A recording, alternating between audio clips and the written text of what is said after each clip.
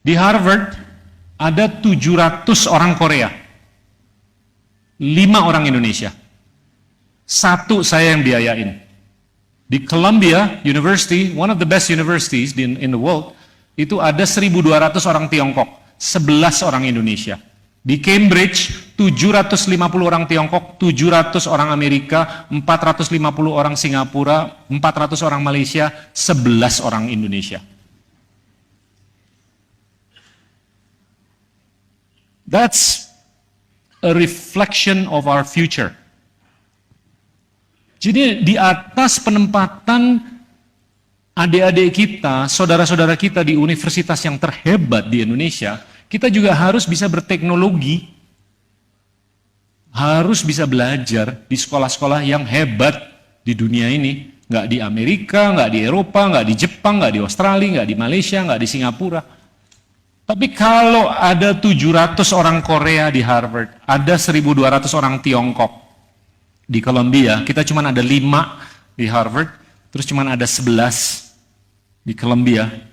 Tahu total mahasiswa Indonesia di Amerika berapa? 7.500.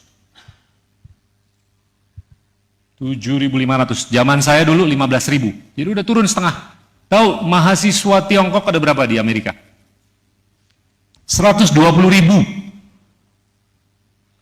Mahasiswa India berapa? 110.000. Dan mereka tuh kalau ke sana nimba ilmu balik, bikin Infosys, bikin perusahaan-perusahaan yang luar biasa dan didukung lagi oleh perbankannya. Jadi ya saya ngelihat, tapi alhamdulillah kita punya ruang fiskal, kita punya dana.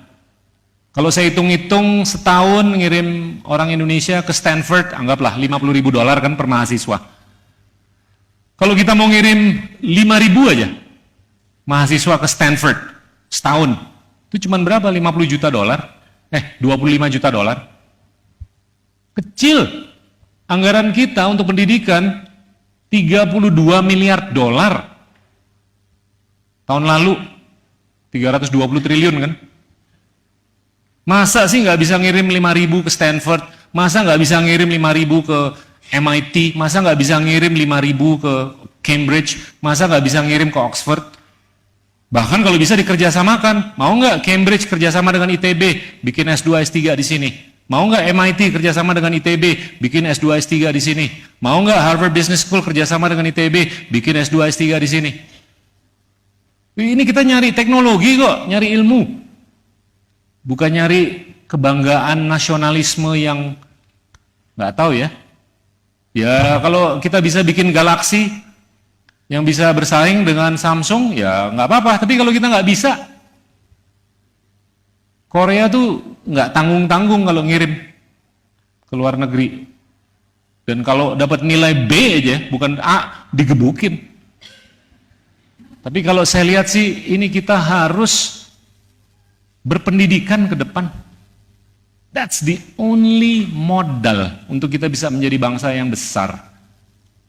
Jangan berretorika, jangan berpolitik, mendingan kita berpendidikan. Tapi problemnya, ini faktanya nih, jumlah S3 di Indonesia cuma 25.000. Di Tiongkok 800.000. Di India 600.000. Jumlah paten yang dikeluarkan di Amerika itu puluhan ribu. Di Tiongkok, di Jepang, di Korea puluhan ribu. Di Indonesia 450 tok.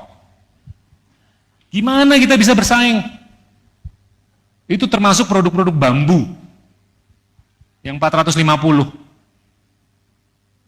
Think about it.